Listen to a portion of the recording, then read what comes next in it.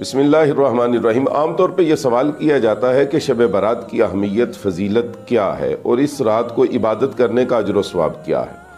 آپ کے سامنے ایک روایت پیش کرتا ہوں۔ غنیۃ الطالبین ایک کتاب ہے اور اس کتاب کے بارے میں یہ کہا جاتا ہے کہ یہ پیران پیر حضرت سیدنا غوث اعظم شیخ عبد القادر جیلانی الحسنی والحسینی علیہ الرحمہ کی تصنیف ہے یا ان کے ملفوظات ہیں۔ ملفوظات سے مراد یہ کہ وہ جو کچھ بیان فرماتے تھے مریدین اس کو ضبط تحریر میں لے آتے تھے، یا یہ حضرت غوث اعظم کی اپنی کتاب ہے یا ان کے ملفوظات اور اقوال اور فرمودات اور ارشادات کے اوپر مشتمل ہے۔ غنیۃ الطالبین میں شب برات کی عبادت کی اہمیت اور فضیلت کیا ہے اس کے بارے میں ایک روایت درج ہے کہ اللہ تعالیٰ کے نبی حضرت موسیٰ علیہ السلام کا گزر ایک بڑے ہی خوبصورت موتی کے اوپر ہوا، جو بہت بڑا موتی تھا اور بڑا ہی خوبصورت قسم کا وہ پتھر تھا۔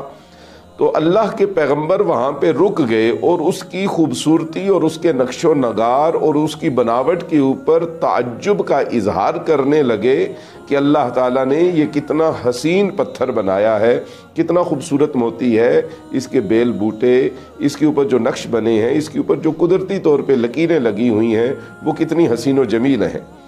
تو ابھی اللہ کے پیغمبر اس کو دیکھ کر سوچ ہی رہے تھے کہ اللہ تعالیٰ نے آپ کے اوپر وحی نازل کی، اور اللہ نے فرمایا میرے پیارے پیغمبر، کیا میں اس پتھر کی خوبصورتی سے بھی زیادہ عجیب تر اور حیرت انگیز چیز آپ کے اوپر ظاہر کر دوں؟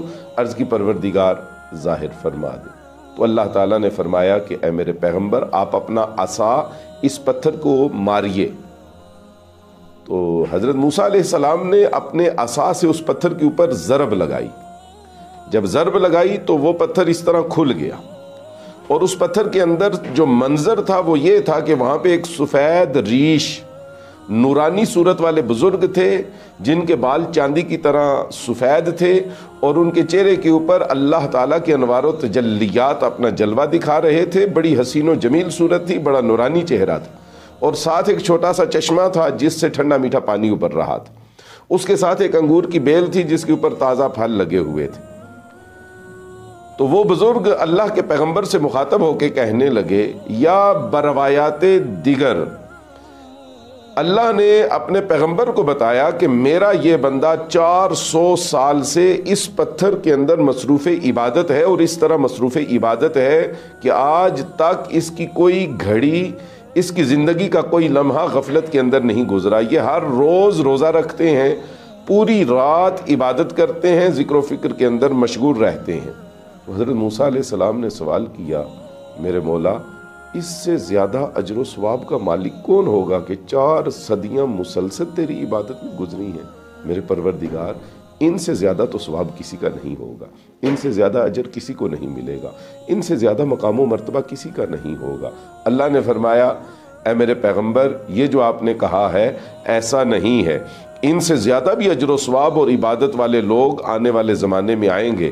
عرض کی مولا وہ کون ہوں گے؟ تو اللہ تعالیٰ نے فرمایا میرے پیغمبر، میرے آخری نبی حضرت محمد مصطفیٰ صلی اللہ علیہ وآلہ وسلم کے جو امتی ہوں گے، ان کا جو امتی شعبان کی 15ویں رات یعنی کہ شب برات کو صرف 2 نفل بھی اگر پڑھ لے گا تو میں اس رات کو پڑھے ہوئے 2 نفلوں کا ثواب اس بزرگ کی 400 سالہ عبادت سے زیادہ عطا فرماؤں گا۔